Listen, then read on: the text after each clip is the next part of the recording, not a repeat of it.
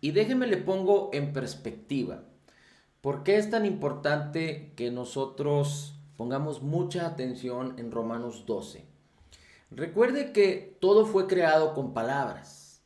Dios creó con palabras el cielo y la tierra. Y la palabra del Señor, usted la puede encontrar desde el Génesis, fue hablada por Dios. De hecho, el mismo Señor Jesucristo dice, no solo de pan vivirá el hombre, sino de toda palabra que sale de la boca de Dios. Y la palabra para la vida del creyente, de hecho, como un paréntesis, déjeme le digo que en Hebreos dice la Escritura que el Señor Jesucristo sostiene todas las cosas con la palabra de su poder. Pero la palabra para el creyente fue revelada a través del Señor Jesucristo en la parábola de la semilla del sembrador y la semilla. Así es que el Señor Jesucristo habla de que la palabra de Dios es como una semilla. Y Dios desde la creación permitió que todo ser vivo se multiplicara, diera fruto y se multiplicara a través de la semilla. Así es que Dios causó por su poder, por su palabra, que en cada semilla hubiera el poder creativo de Dios por especie. Es decir, para cada especie de cada ser vivo, llámese plantas, animales terrestres, aves, peces, Dios creó una semilla y para que cada una de sus especies con cada una de sus semillas pudiera dar fruto y reproducirse. Y el hombre no es la excepción. También causó con su poder creativo y su gloria de que el hombre pudiera dar fruto a través de una semilla y multiplicarse. Pero hablando ya entonces en términos prácticos, la palabra de Dios, que es viva y eficaz, es como una semilla. Y en la semilla está el poder de la gloria que Dios injertó en cada semilla. Así como una semilla, digamos que de maíz, es sembrada en buena tierra y da su fruto, en esa semilla que se siembra está el poder para crear no solo un vástago o una planta de maíz, pero a la hora de dar fruto y multiplicarse puede causar todo un sembradío. Hay quien puede decir que en una semilla puede ver simplemente una cosa tangible y pequeña, pero hay quien puede decir que ve una planta. Hay quien puede decir que en una semilla puede ver una planta con un fruto. Y hay quien puede decir que en una semilla puede ver una planta con un fruto y toda una cosecha. Así es que es muy importante que considerando nosotros esto, entendamos que hablando de sembrar y cosechar, no es posible que alguien coseche algo si no siembra. Les platicaba una historia de un hombre que venía de la ciudad, un hombre que tenía, digamos que, mucha confianza en sí mismo y se vanagloriaba de sí mismo y con su dinero compró un campo muy grande y muy fértil. Un campo muy grande y muy fértil. Y en aquella región se daba mucho el sembrar maíz. Y entonces aquel hombre con un campo tan fértil y tan grande y tenía lagares, es decir, tenía bodegas llenas de costales de semillas para el maíz. Y cuando llegó el tiempo de la preparación y el tiempo de sembrar, aquel hombre se paró con orgullo y con vanagloria en aquel campo, haciendo alarde de todo lo que iba a cosechar. Y entonces empezó el proceso de en toda aquella región de la siembra y pasaron los tiempos y vino la lluvia primera y la lluvia tardía y al momento de llegarse los tiempos de cosechar, aquel hombre estaba tan entusiasmado y tan orgulloso de toda la cosecha tan maravillosa y gloriosa que iba a obtener. ¿Y cuál fue su sorpresa? Que todos pudieron cosechar y sus frutos fueron multiplicados, pero él no recibió ni siquiera un, una sola planta de maíz o un solo fruto de maíz, porque en aquella región se sembraba maíz. Y aquel hombre desconcertado no podía entender qué era lo que había pasado. Estoy prácticamente hablando de una historia de fantasía, pero y una historia muy irrisoria, pero resulta que aquel hombre nunca sembró la semilla que tenía guardada en sus bodegas. Nunca fue diligente para conocer el proceso y poder entender que era necesario sembrar la semilla en la tierra fértil para que la tierra causara que la semilla produjera el vástago, la raíz, el vástago, el fruto y la cosecha hubiera sido exitosa. Así es que fue un completo caos y desastre. ¿Y por qué platicamos este tipo de historias irrisorias o fantásticas? Porque muchas veces el creyente, su vida es una vida irrisoria y fantástica.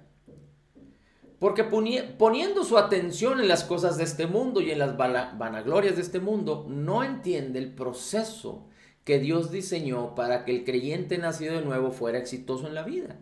Y este proceso es que es necesario que en nuestro corazón, que es como una tierra fértil, sea sembrada la semilla de la palabra de Dios para poder cosechar fruto. ¿Y por qué necesitamos cosechar fruto? Porque Dios no solo nos salvó en Cristo Jesús. Recuerda que si confesares con tu boca que Jesús es el Señor y creyeres en tu corazón que Dios le levantó de los muertos, serás salvo. Todo aquel que invocar el nombre del Señor será salvo. Cree en el Señor Jesucristo y serás salvo tú y tu casa. Así es que no es posible con un Dios maravilloso y lleno de amor, de gracia y de justicia, que solo nos haya salvado para después sufrir en este mundo mientras Él viene por nosotros, sino que Dios preparó una estrategia y un diseño maravilloso, poderoso y glorioso para que tú y yo podamos ser partícipes de la naturaleza de Cristo. No solo de su presencia, de su espíritu nuevo creado en la justicia y santidad y en unidad con el espíritu de Cristo en nosotros, pero la unción del mismo espíritu y el llamamiento de Jesús y poder disfrutar la herencia que Cristo mismo recibió por causa de su obediencia y de su perfección y de su obra terminada, completa y perfecta, de su muerte y de su resurrección. De hecho, tú y yo estamos sentados en lugares celestiales juntamente con Cristo. Y la Escritura nos dice que todas las cosas nos fueron dadas para ser exitosos y no vivir en un nivel de frustración, de caos, de temor, de pánico, de enfermedad, de escasez, de depresión, de caos, de desilusión, de contienda, de destrucción de relaciones, de familias, de matrimonios, sino que Dios nos llamó a vivir en lo mejor de Él, con el propósito de que tú y yo no estemos sujetos ni sometidos al pecado del cual ya fuimos liberados. Recuerda, el Espíritu de vida en Cristo Jesús nos ha librado del poder del pecado y de la muerte para que tú y yo podamos reinar en esta vida, sabiendo que tendremos una eternidad con Cristo, para ser causantes, para causar, para ser canales de bendición, para causar que muchos vengan al conocimiento de la verdad, que muchos procedan al arrepentimiento, porque Dios no quiere que nadie perezca. Así es que tú y yo tenemos un propósito. Pero, ¿cómo podemos hacer nuestra toda esta bendición con la cual Dios ya nos bendijo y ser exitosos en esta vida? A través de sembrar la palabra en nuestros corazones. No hay otra manera. Desafortunadamente nuestro corazón es una tierra fértil. Y en la tierra se puede sembrar todo tipo de semilla. Podemos sembrar la semilla de la palabra o podemos sembrar la semilla de la incredulidad. La semilla que este sistema de pensamientos de este mundo y de las huecas sutilezas y de los engaños nos están vendiendo y ofreciendo continuamente. Así es que depende de nosotros que seamos diligentes y apartemos nuestro corazón para sembrar solo la palabra de Dios y rechazar la incredulidad. Y fíjate cómo Romanos capítulo 12 lo expresa de una manera extraordinaria, majestuosa. Romanos es como del apóstol Pablo en la escritura. Romanos es como la obra maestra del Señor Jesucristo manifestando las riquezas de su gracia, el evangelio de la gracia y de la verdad, de la justicia y la fe. Mira cómo dice Romanos capítulo 12. Dice Romanos capítulo 12: así que, hermanos, os ruego por las misericordias de Dios que presentéis vuestros cuerpos en sacrificio vivo, santo, agradable a Dios, que es vuestro culto racional. Que es vuestro culto racional. En mi Biblia dice que es vuestro racional servicio. Dice, en otras palabras, el Señor Jesús dice a través del apóstol Pablo: presentaos vuestros cuerpos en sacrificio vivo, santo, agradable a Dios. 1 Corintios 6:17 dice que el que se une con el Señor, un espíritu es con él. Y el versículo 19 y 20 dice que tú y yo fuimos comprados por precio, de tal manera que nuestro cuerpo y nuestro espíritu le pertenecen a Dios. Y Romanos capítulo 12, versículo 1 habla de que necesitamos tú y yo presentar nuestros cuerpos en sacrificios vivo al Señor, nuestras vidas en sacrificio vivo al Señor. El Señor, aunque nos salvó, aunque somos de su propiedad, Él nos da el derecho a decidir. Pero Él, por su amor, por lo que ha sembrado en nosotros, en su obra terminada, completa y perfecta, y en su gran benignidad y amor que ha tenido para con nosotros, y nosotros en respuesta del amor que ha sido depositado en nosotros, tenemos que ofrecernos en sacrificio vivo a Él, es decir, apartarnos para Dios. Recuerda, Dios no quiere que te apartes de las cosas de este mundo, y no me malinterprete. No significa que Dios quiere que andes en el exceso de vino, en el exceso de los malos hábitos, en las vanas palabrerías, en los chismes, con personas que andan en camino de malos, en silla de escarnecedores, en camino de pecadores. No, no. Pero es muy importante que entendamos que Dios quiere que nos apartemos para Él, que nos ofrezcamos en sacrificio vivo, que hagamos un compromiso con Él. Porque cuando hacemos un compromiso con Él y recibimos su palabra y permitimos que su palabra renueve nuestras mentes y el Espíritu de Dios nos guíe y su palabra nos domine, entonces las demás cosas vendrán a ser sombra, no solo las materiales, pero ya no seremos dominados por el pecado. Ya simplemente el resultado de apartarnos para Dios es que seremos apartados de las cosas que los demás, en las cuales los demás viven por causa del pecado. Pero cuando a veces decimos que Dios quiere que nos apartemos de los vicios o que nos apartemos del pecado, es como hablar de la exigencia, es como intentar poner la ley delante de nosotros para poder salvarnos, y no es así. Nuestra salvación es por gracia a través de la fe, y nosotros, si nos apartamos para Dios por amor, vamos a ser apartados de todas las cosas, porque vamos a preferir por amor seguir al Señor, caminar en el Señor, seguir su palabra, ser como su palabra es en nosotros, y las demás cosas quedarán en el pasado, como debe de ser. Ahora, esto es bien importante porque un creyente no puede ser exitoso si no hace un compromiso con Dios. Y nosotros estamos digamos que en tal momento del tiempo, que no podríamos darnos el lujo de intentar decidir si voy a comprometerme con el Señor o no. Dios quiere que hagamos un compromiso con Él. Y no debería de haber ningún creyente que no estuviera comprometido con el Señor. Todos los creyentes deben de estar comprometidos con el Señor de alguna manera o de otra, porque esto es lo que el Señor nos pide, para que tú y yo podamos disfrutar, experimentar, conocer su amor, su bondad, su voluntad. Luego dice el versículo 2. Así que, el versículo 2 de Romanos capítulo 12. No os conforméis a este mundo, mas sed transformados por la renovación de vuestra mente, para que comprobéis o puedas probar cuál es su buena voluntad, agradable y perfecta. En mi Biblia dice: no os conforméis a este mundo, mas dice: sed transformados por la renovación de vuestra mente, para que probéis cuál es la buena, agradable y perfecta voluntad de Dios. Para que probéis. La palabra en algunas Biblias dice comprobéis, en otras Biblias dice proveer, para probar. La palabra en el griego significa tener una experiencia en este mundo natural, es decir, en los sentidos, en este mundo. Es decir, la voluntad de Dios, que es buena, agradable y perfecta, que ha sido depositada en nuestros corazones, en nuestro espíritu, que se manifieste a través de la fe en este mundo. Ahora, voy a separar este versículo 2 en dos partes. Primero dice, no os conforméis a este mundo, no os conforméis a este mundo. En el griego, lo que el apóstol Pablo quiso expresar, se está escrito en el griego, es de una manera muy amplia. Porque ser conformados a este mundo no solo es seguir a este mundo en sus sistemas de pensamiento.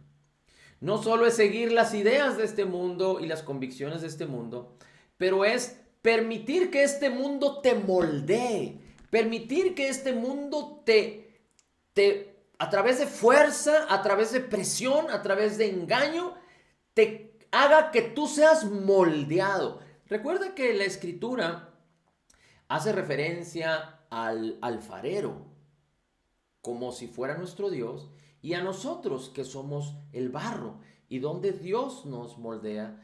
Y esto es lo que el mundo hace. Recuerda que el diablo es un engañador, un impostor, es padre de mentira. Él viene a hurtar y a matar, a destruir. Y él es un imitador. Y él causa que con engaños, mentiras, seducción, el hombre sea transformado, conformado, moldeado con presión. Solo tú y yo en las manos de Dios hemos sido hechura suya. Efesios capítulo 2 versículo 10 dice que somos hechura de Dios, creados en Cristo Jesús para buenas obras. Solo las manos maravillosas y preciosas de Dios pudieron causar que tú y yo en Cristo seamos hechura de Dios. Cosa espléndida, una nueva especie, algo en lo cual Dios se ha maravillado y ha manifestado su gloria. Pero las manos de este mundo, las manos del enemigo, las manos de Satanás, las manos del diablo, por presión, y es a través de las conductas, de las enseñanzas, de la vida en este mundo sin Dios, causan que las personas sean sometidas. Y últimamente, y esto tiene, no sé, quizá 15 años, quizá un poco más, para muchas enseres y muchos productos que se hacen hoy en día, que son de acero, antes se formaba con el acero, sacaban las partes de acero y iban formando las piezas. Y hoy en día, y como decimos, ya tiene quizá una década y media que esto se hace, se utilizan se utilizan prensas para formar el acero o para formar del acero piezas. Y son prensas muy grandes que con mucha fuerza y mucha presión ponen una pieza de acero, hasta inclusive la misma carrocería de los carros.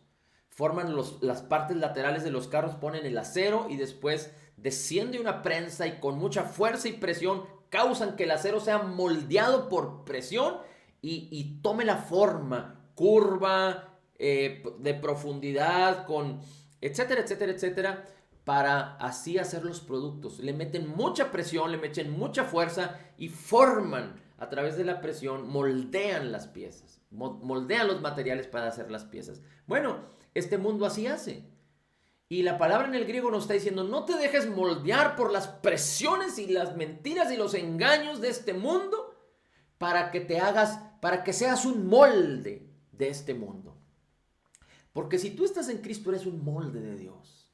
Si tú estás en Cristo, eres hechura de Cristo para buenas obras.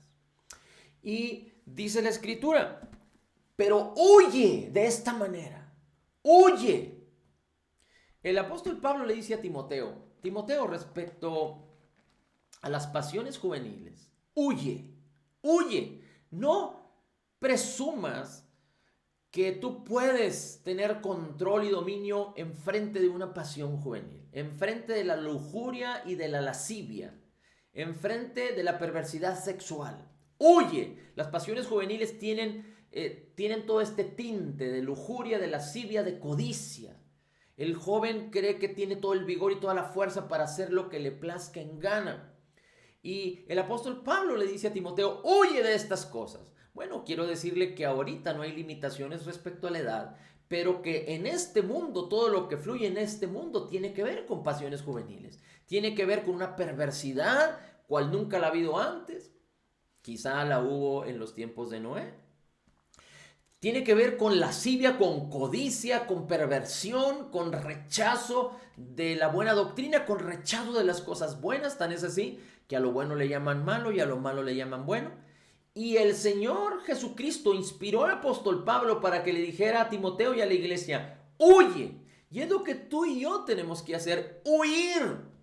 No nos demos el placer o no tengamos la soberbia para decir que nosotros somos de tan mente abierta, somos de tan amplio criterio, que podemos mantenernos en cualquier conversación en este mundo y podemos soportar cualquier arremetida de este mundo. El diablo engaña, y si algo está haciendo hoy en día más y más y más, y la palabra lo describe, que en los últimos tiempos el engaño aumentará. El creyente no se daría cuenta, de hecho no se da cuenta, y cuando se inmiscuye y no huye, pero cree que puede sostener las cosas de este mundo, en lo que menos piensa ha sido engañado y ha abierto sus oídos a la incredulidad, sus ojos a la incredulidad, ha abierto su pensamiento a la incredulidad y ha sembrado semillas de incredulidad en su tierra fértil. Y la incredulidad impedirá que a través de la fe tú puedas poseer, tú puedas probar la bendición de Dios en este mundo. En la eternidad no va a haber incredulidad, pero Dios no nos ha dejado solos ni huérfanos, nos ha dado su espíritu, el espíritu de su Hijo, para ser victoriosos aún aquí, para que su propósito se cumpla. Y mira cómo termina diciendo el versículo 2. Dice, porque Dios quiere no solo que no te dejes conformar por este mundo ni moldear, sino que Dios quiere que tú seas transformado. Segunda de Corintios 3:18 dice que teniendo a cara descubierta como en un espejo la gloria del Señor, somos transformados de gloria en gloria por el mismo Espíritu del Señor, en la misma imagen de Jesús.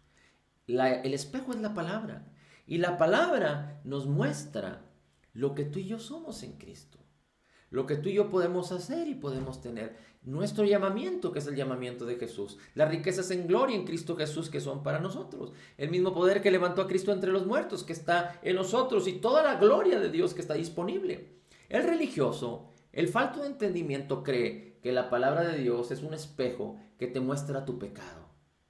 La ley es la que te muestra tu pecado.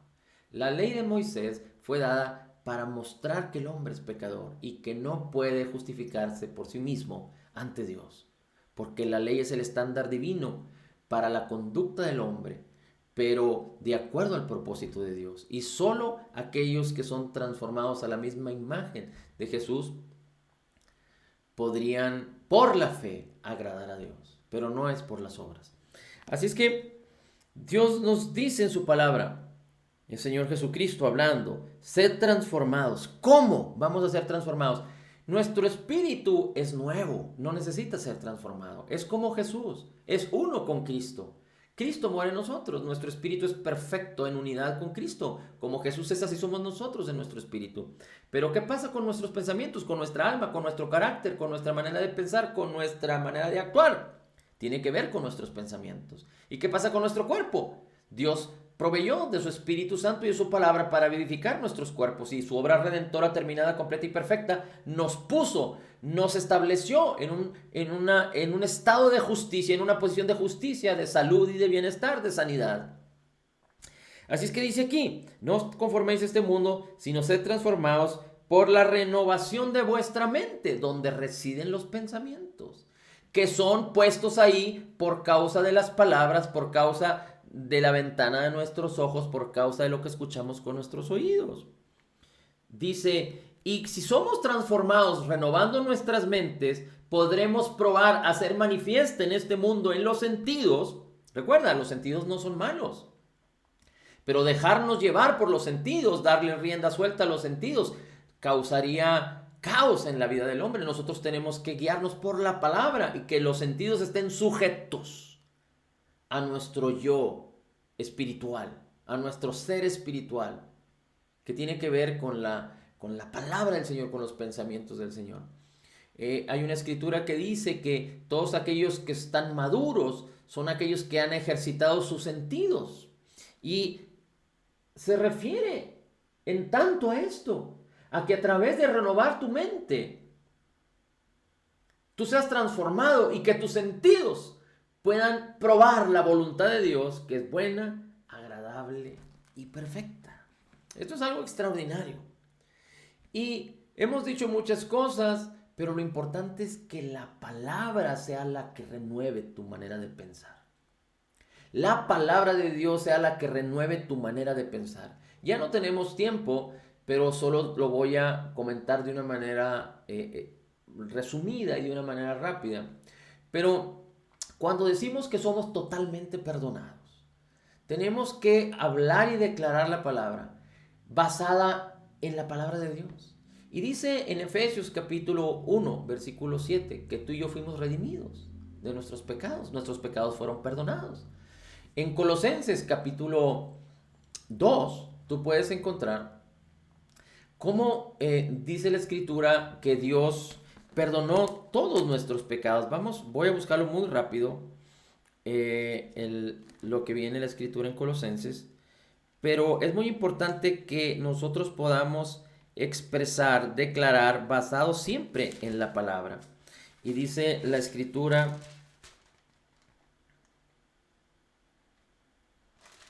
Dice la escritura en el capítulo 2, dice versículo... Ahorita te lo digo.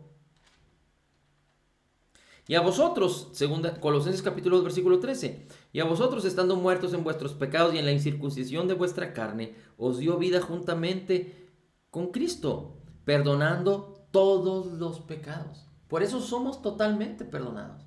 Dice, somos perfectamente justificados. En Romanos capítulo 3, versículos 22, 23 y 24. El versículo 22 dice que tú y yo estamos destituidos de la gloria de Dios, el incrédulo. Así estábamos tú y yo. Dice el capítulo 3 del versículo 22 en adelante. Dice, la justicia de Dios por la fe de Jesucristo, para todos, sobre todos los que creen, porque no hay diferencia, todos han sido destituidos de la gloria de Dios. 24, siendo justificados gratuitamente por la gracia, por la redención que es en Cristo Jesús. Amén. Para que Él sea el justo y el que justifica a los que son de la fe de Jesús. Es decir, tú y yo fuimos justificados por la justicia de Cristo. Y Cristo hizo una obra terminada, completa y perfecta. Ahora, 2 Corintios capítulo 5, versículo 21 dice que somos la justicia de Dios en Cristo. Romanos capítulo 4 dice, al final dice, versículo 24, sino que también nosotros, quienes nos ha sido contada la fe por justicia, dice, porque Jesús resucitó de los muertos. Al que resucitó Jesús de los muertos, dice 25, el cual Jesús fue entregado por nuestros delitos y resucitado para nuestra justificación. Y en Romanos 5 dice que justificados pues por la fe tenemos paz para con Dios. Así es que cuando hablamos de que somos perfectamente justificados, tenemos que tener en mente esta palabra del Señor sembrada en nuestros corazones para caminar en esa posición de justicia en la que ya estamos. Esa posición que nos dice que tenemos una posición correcta para con Dios, de tal manera que por eso el Espíritu de Dios mora en nosotros y nosotros podamos tener comunión, relación, confianza, y Dios nos abraza y nos protege y nos cuida y nos ha dado vida y ha depositado toda su gloria y todo lo que nos ha sido concedido por gracia en Cristo en nosotros, en nuestro interior. Decimos nosotros también, altamente favorecidos. Recuerda que en Lucas capítulo 1, versículo 26, el ángel Gabriel se le aparece a María y le dice: María, salve, altamente favorecida, bienaventurada tú sobre todas, no dice, más bien dice bienaventurada tú entre todas las mujeres. Entre, no sobre, entre las mujeres. Bendito el fruto que vendrá de ti.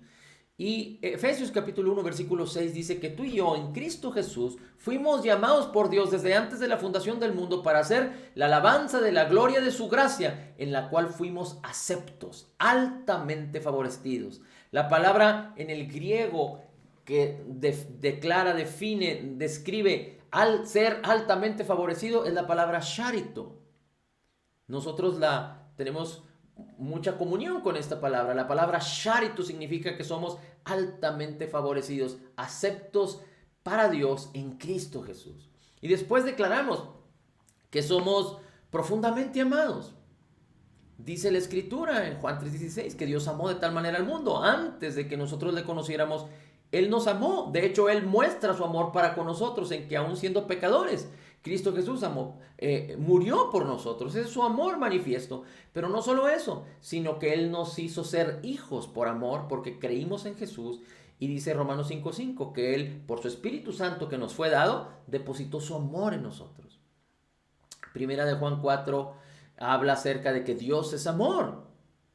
Y en el 4:17 habla acerca de que esta confianza tenemos para el día del juicio, que Dios nos ama y que su amor se ha perfeccionado en nosotros. La palabra perfeccionado es la misma palabra en el griego que el Señor Jesucristo usó para cuando dijo, consumado es. Así es que somos profundamente amados por Dios, porque su amor no tiene dimensión. La Escritura en Efesios capítulo 3 nos dice que Dios quiere que Cristo habite en nuestros corazones por la fe, es decir, que la palabra abunde en nosotros de tal manera que podamos entender el amor de Dios que excede todo conocimiento, la altura, la anchura, la profundidad, la dimensión del amor que excede todo conocimiento, dice la Escritura. Conocer el amor de Dios que es tan maravilloso y glorioso. Por eso somos profundamente amados. No somos amados de Dios. Dios no nos ama como los hombres nos aman. Es decir, como las personas se aman unos a los otros. Somos amados divinamente. El amor de Dios no es el amor de los hombres. Hay amor fraternal, hay amor de los esposos, pero el amor de Dios excede todo conocimiento. Y así somos amados tú y yo. Dios amó de tal manera al mundo, pero solo aquel que viene a través de Jesús al Padre puede experimentar ese amor. El apóstol Juan decía, nosotros hemos conocido, creído y experimentado, manifestado del Espíritu a nuestros sentidos, el amor de Dios de una manera extraordinaria. Y ese es el propósito de Dios. Y también hablamos de que somos grandemente bendecidos. Tú puedes encontrarlo en 2 de Pedro, capítulo 1, versículos 3 en adelante, donde dice que Dios nos ha dado todas las promesas para ser participantes de la naturaleza de Cristo. Todo nos ha sido dado por gracia en Cristo Jesús. En Efesios capítulo 1, versículo 3 dice que tú y yo fuimos grandemente bendecidos en Cristo Jesús. Ya fuimos grandemente bendecidos. Romanos capítulo 8, versículo 30 en adelante, dice la Escritura que si Dios está con nosotros, ¿quién estará con nosotros? Y en todas las cosas somos más que vencedores en Cristo Jesús. Y primera de Juan 4:17 dice que como Jesús es, así somos nosotros en nuestro espíritu, y renovando nuestros pensamientos y permitiendo que la palabra y el Espíritu de Dios transformen nuestro alma y nuestro cuerpo en la misma imagen de Jesús, entonces podemos experimentar, probar, comprobar la buena voluntad de Dios, que es buena, agradable y perfecta. Recuerda, Dios tiene un pensamiento de bien para ti y no de mal, porque Él quiere que tengas un futuro en Él, una esperanza en Él. Y el futuro y la esperanza tienen que ver con lo más alto deseado de parte de Dios depositado en el corazón del hombre, pero solo a través de la palabra podemos entenderlo esto. Porque Dios quiere que tengamos una intensa anticipación de todo el bien, de toda la benignidad que Dios nos ha concedido. Dice el Filemón 1:6 que la fe puede manifestarse de una manera eficaz en este mundo.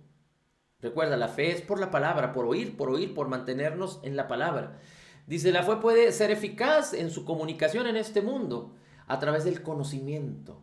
El conocimiento de la palabra que nos dice todo el bien que Dios ya causó para ti y para mí en este mundo. Y el futuro que Dios tiene para nosotros. Recuerda que Dios conoce todas las cosas y nos predestinó en todas las cosas, pero Dios nos da el derecho a decidir. Y todo lo que Dios predestinó para ti es bueno, es agradable y es perfecto. Porque toda buena dádiva y todo don perfecto desciende de Él. Así es que estas cosas tan buenas que tienen que ver con el Evangelio. Y el apóstol Pablo decía, no me avergüenzo del Evangelio porque es poder de Dios para todo aquel que cree. Por eso el justo debe vivir por fe y para fe. Pero este futuro tiene que ver con que si tú y yo somos altamente favorecidos, bendecidos en todo tiempo, en todo momento, en todo lugar, debemos de poner la palabra en nuestros corazones, en nuestros ojos, en nuestra boca, en nuestros oídos, en nuestros ojos, en nuestra boca, en nuestros oídos, en nuestra mente, renovándola en nuestros corazones una y otra vez de una manera continua, para que entonces en el futuro tú y yo hablemos la palabra de Dios, la palabra que no sea hablada, porque es futuro, tú y yo hablemos las palabras de Dios. El futuro tiene que ver con palabras que no han sido habladas. Hablemos la palabra de Dios en ese futuro. El futuro tiene que ver con pensamientos que no han sido pensados. Pensemos los pensamientos de Dios que vienen en su palabra. El futuro tiene que ver con acciones que no hemos actuado todavía. Caminemos en la palabra y hagamos la voluntad del Señor en su palabra. Permitamos que la palabra manifieste el fruto de justicia en nuestras vidas. Caminemos en las obras que el Señor preparó para nosotros. Y entonces todas las circunstancias causarán la bendición, serán una bendición para tu vida. Hay circunstancias generales las cuales nosotros no tenemos control, pero tu futuro depende de que tú pongas en primer lugar la palabra, porque hay un futuro bendito y predestinado para ti, en el cual Dios quiere que tú camines de una manera exitosa para que muchos vean a Cristo en tu vida y que muchos no perezcan, sino que vengan, procedan al arrepentimiento y vengan al conocimiento de la verdad. Gracias, Padre, te damos por tu amor y tu bendición. Gracias, Señor, porque eres bueno. En Cristo Jesús somos la justicia de Dios. Gracias, Padre, porque tú nos has permitido ser como Jesús es en nuestro espíritu y nos has dado tu palabra y tu espíritu para renovar nuestras mentes y ser transformados de gloria en gloria en la misma imagen de Jesús. Señor Jesús, te amamos y te adoramos. Gracias por tu amor. Gracias porque en ti, Señor, somos totalmente perdonados, perfectamente justificados, altamente favorecidos, profundamente amados, grandemente bendecidos y somos más que vencedores en Cristo Jesús. Porque como Jesús es, así somos nosotros en este mundo. Somos la justicia de Dios en Cristo Jesús. Amén. Amén y amén.